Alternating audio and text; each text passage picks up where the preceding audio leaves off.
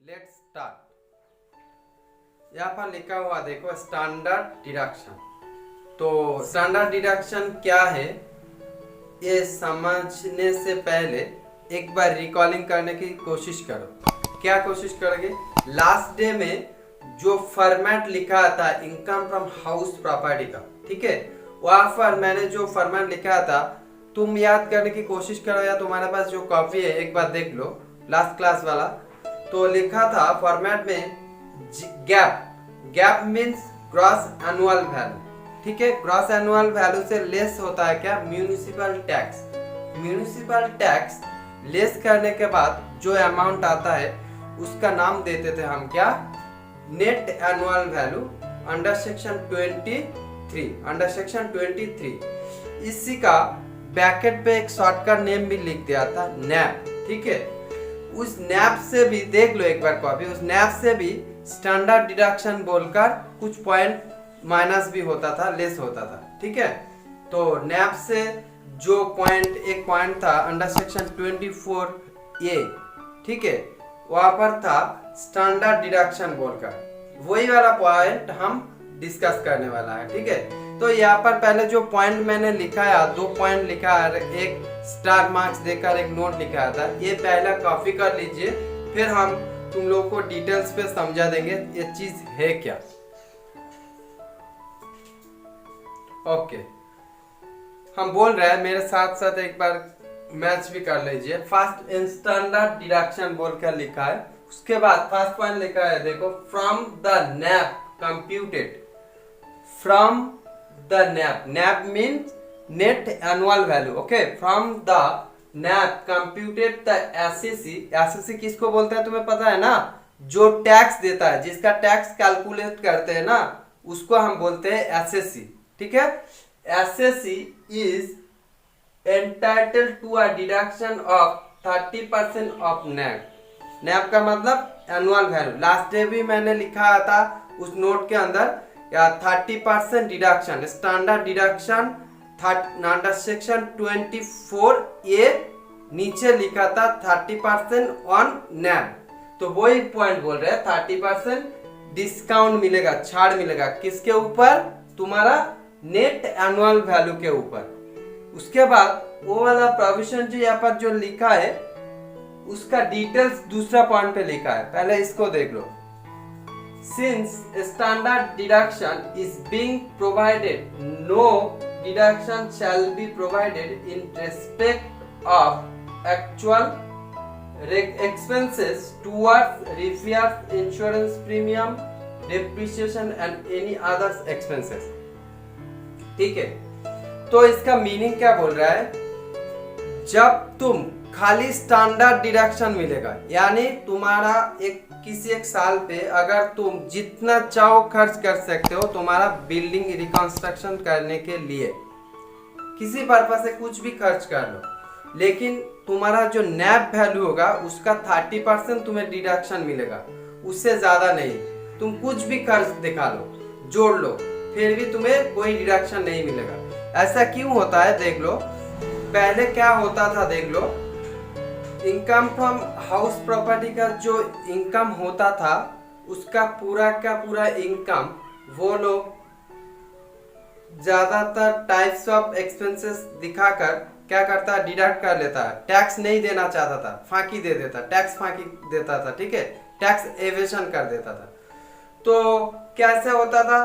पहले उन लोगों ने नैप निकाला, उसके बाद बोला मैंने बिल्डिंग रिपेयर किया, मैंने यहाँ पर टैक्स दिया, इंश्योरेंस करवाया, वाटर टैक्स दिया, सर्विस दिया, ये सब उल्टा पुल्टा खर्च जोड़कर पूरा के पूरा नैप नील कर देता डिडक्शन लेकर।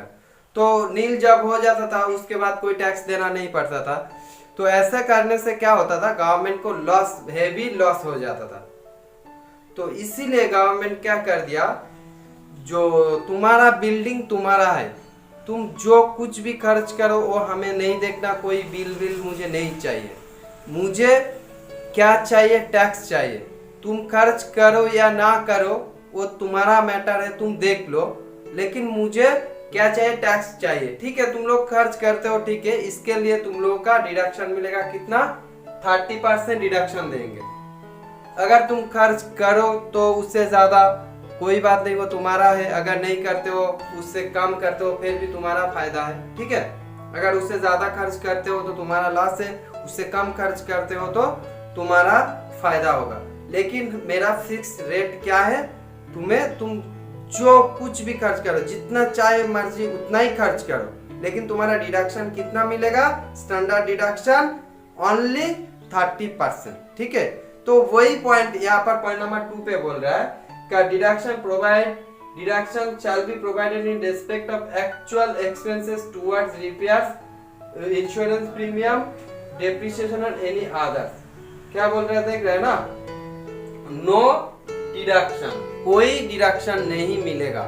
तो यहाँ पर कुछ एग्जांपल दे दिया था, रिपेयर्स करो, अगर बिल्डिंग रिपेयर करो तो इंश्योरेंस, बिल्डिंग का इंश्योरेंस भरो या डेप्रिसिएशन चार्ज करो और एनी अदर्स, किसी भी टाइप का खर्च करो तो उसी का कोई डिडक्शन नहीं मिलेगा, ठीक है। उसके बाद स्टार मार्क बोलकर एक नोट दिया मैंने, देखो स्टार मार्क्स देकर, in case NAB is negative no standard deduction shall be allowed. अगर किसी भी कारण तुम्हारा नैब यानी कि नेट एनुअल वैल्यू नेगेटिव आ गया है, यानी कि माइनस फिगर, प्रॉफिट के जगह लॉस पे रन कर रहा है, तो उस टाइप पर और उस सिचुएशन पर तुम्हारा क्या हुआ, कोई स्टैंडर्ड डिडक्शन नहीं मिलेगा। क्लियर। अब तुम लोग का एक सम करवा देते हैं, लास्ट डे में जो फॉर्मेट करवाया था हम, उसी फॉर्मेट के ऊपर एक सम दिखाते हैं, देख लो। तुम पहले वो सम नोट कर लेना, उसके बाद हम जब सॉल्यूशन करेंगे उस सम को आराम से तुम्हारा वो नोट से मिलाकर सॉल्यूशन कर लेना, ठीक है। पहले सम हम नोट कर देते हैं, आप लोग कॉपी कर लो, नोट डाउन कर लो।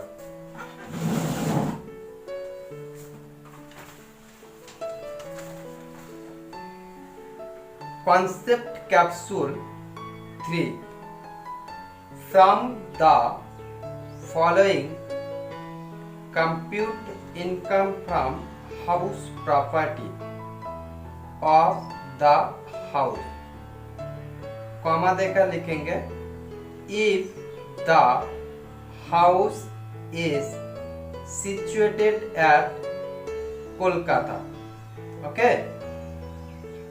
नेक्स्ट पॉइंट नंबर ए बोलकर लिखा है, देखो कॉलम देकर, municipal value ₹1 lakh.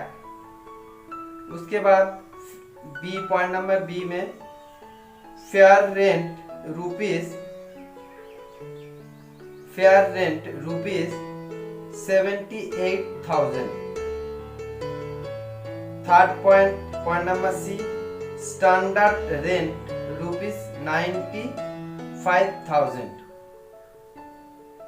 Point number D, actual rent ₹68,000, ठीक है। उसके बाद क्या बोल रहा है, पॉइंट नंबर ई पर है, एमटी 15%, यानी कि municipal tax at the rate of 15%। Point number F पे होगा रिपेयर्स ₹12,000। पॉइंट नंबर जी पे interest on loan ₹10,000, interest on loan ₹10,000, ठीक है। कॉपी कर लिया ना, तो आप देखो हम प्रॉब्लम सॉल्व कर रहे हैं, तो कॉपी करके, कॉपी देखकर सॉल्व कर लो। देख लो, पहले फॉर्मेट देख लो, मैंने जो फॉर्मेट काटा है, फॉर्मेट हो गया। From the following compute income from house property of the house. एक हाउस है, उसका डिटेल्स दिया हुआ है, उसके ऊपर तुम कैलकुलेशन करो, क्या कितना इनकम हुआ है वो कैलकुलेशन कर, इनकम फ्रॉम हाउस प्रॉपर्टी का कैलकुलेशन करने के लिए बोल रहा है। If the house is situated at Kolkata, अगर वो हाउस कोलकाता पे या कलकत्ता पे है तो उसके ऊपर तुम कैलकुलेट करो, ठीक है। तो देखो क्या बोल रहा है यहाँ पर, तो मेरा जो नोटिफिकेशन था फर्स्ट क्या था, म्यूनिसिपल वैल्यू दिया हुआ है 1 लाख, उसके बाद था फेयर रेंट और उसके बाद था क्या स्टैंडर्ड रेंट, उसके बाद था एक्चुअल रेंट।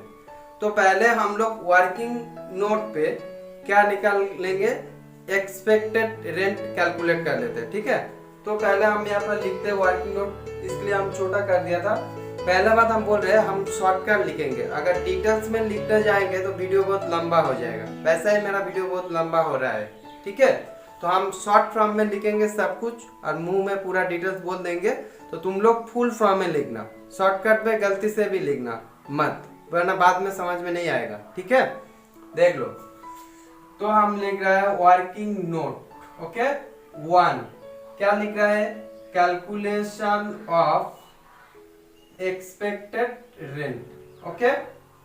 तो फर्स्ट क्या था एक्सपेक्टेड रेंट कैलकुलेशन करने के लिए, तो यहाँ पर 2 रुपीस कलम कर दिया है मैंने, देख लो। फर्स्ट हम लोग का आता है एमवी, एमवी का मतलब म्यूनिसिपल वैल्यू, कितना रुपीस था 1 लाख, 1 लाख। इससे कंपेयर क्या होता है फेयर रेंट, फेयर रेंट का FR फेयर रेंट, हाँ फेयर रेंट कितना था 78,000, कितना था 78,000, 78,000 के ऊपर तुम्हें क्या होगा टैक्स देना पड़ेगा, 78,000 हो रहा है, तो 78,000। तो पहले दोनों के ऊपर कंपेयर होगा, जो क्या बोला था मैंने, जो whichever is higher, जो बड़ा होगा उसी को लेना पड़ेगा, फर्स्ट वाला कंडीशन था। तो इससे बड़ा कौन 1 लाख, तो यहाँ पर मैंने 1 लाख ले लिया, लास्ट वाला क्लास में हम लोग सिखाया था, 1 लाख ले लिया। उसके बाद इससे कंपेयर क्या होता है स्टैंडर्ड रेंट, ठीक है। तो आप लिखेंगे हम लोग क्या स्टैंडर्ड रेंट, कितना था स्टैंडर्ड रेंट 95,000। तो इन दोनों से कंपेयर करके देखेंगे, जो छोटा है उसी को हम लेंगे, ठीक है। तो जो छोटा कौन है 95,000, 95,000, यानी कि हम लोग का रिस्पेक्टेड रेंट क्या होगा ER 95,000 हो गया। तो आप देखो, तो हम यहाँ से स्टार्ट करते हैं। ER का मतलब एक्सपेक्टेड रेंट, कितना वर्किंग नोट पे लिखा हुआ है 95,000। यहाँ पर हम नीचे ब्रैकेट पे लिखना तुम लोग, हाँ यहाँ पर थोड़ा जगह कम है इसलिए हम साइड पे लिख रहा है वर्किंग नोट 1, ओके। तुम फुल फॉर्म में लिख देना, कितना आया 95,000।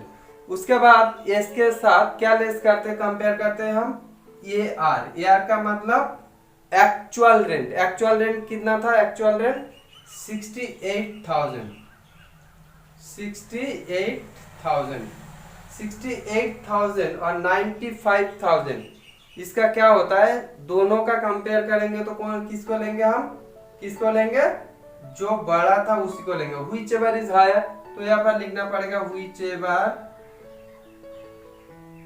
is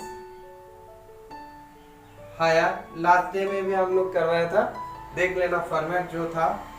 तो whichever is higher कितना है 95,000, इसी का नाम देंगे हम गैप, गैप मतलब ग्रॉस एनुअल वैल्यू, ठीक है ग्रॉस एनुअल वैल्यू। इससे क्या चीज लेस होगा, लेस, इससे लेस होगा, एक बार फॉर्मेट देख सकते हो empty paid, empty paid, empty किसके ऊपर पेड होगा, एम्प्टी पेड होगा देखो म्यूनिसिपल वैल्यू के ऊपर, और एम्प्टी दिया हुआ है देख लो प्रॉब्लम पे, एम्प्टी बोलकर 15% दिया हुआ है, यानी कि म्यूनिसिपल टैक्स के ऊपर 15% टैक्स पेड किया हुआ है। तो म्यूनिसिपल वैल्यू कितना था यहाँ पर 1 लाख इंटू 15%, यानी कि कुल मिला के तुम लोग का कितना हो गया यहाँ पर 15,000। तो 15,000 माइनस हो गया तो कितना आया 80,000। इसको हम क्या बोलेंगे नैब। हम शॉर्टकट लिख रहा है ना, तुम लोग क्लियरली समझ लो, फिर फुल फॉर्म में लिख देना, ठीक है नोट डाउन कर लेना। नैब आया है, नैब से अब डिडक्शन होगा 2 चीज, एक स्टैंडर्ड डिडक्शन और क्या चीज आएगा, नैब से क्या चीज लेस होगा, लेस डिडक्शन अंडर सेक्शन 24 बोलकर कोलन अंडरलाइन कर देंगे, ठीक है। उसके बाद देख लो, यहाँ पर क्या होता है। फर्स्ट ए पॉइंट बोलकर आएगा standard deduction at the rate of 30% on NAV, NAVE। यहाँ पर NAV कितना आया था देख लो 80,000। तो 80,000 के ऊपर 30% आपका क्या होगा, स्टैंडर्ड डिडक्शन होगा। तो 80,000 इंटू 30% यानी कि 24,000। उसके बाद क्या आएगा, दूसरा एक पॉइंट था इंटरेस्ट ऑन लोन, वहां पर दिया हुआ है 10,000। तो फॉर 24,000 प्लस 10,000 34,000। 34,000 कहाँ से लेस होगा, NAV से लेस होगा, यानी कि 80,000 से 34,000 लेस होगा तो आएगा 46,000, ठीक है। तो 46,000 जो आया है इसका नाम देंगे हम इनकम फ्रॉम HP, ओके। और एक बात यहाँ पर नोट डाउन कर लेना, इनकम फ्रॉम रिपेयर्स वाला जो पॉइंट है, रिपेयर्स बोलकर जो पॉइंट था 12,000, वो वाला पॉइंट नहीं आएगा क्योंकि वहां पर ऑलरेडी स्टैंडर्ड डिडक्शन दिया हुआ है 30%, इसलिए नहीं आएगा, ठीक है। सो आज का क्लास यही तक था, ठीक है। अगर अच्छा लगा वीडियो तो ऑब्वियसली एक लाइक जरूर बनता है मेरे लिए। Okay, thank you all of you.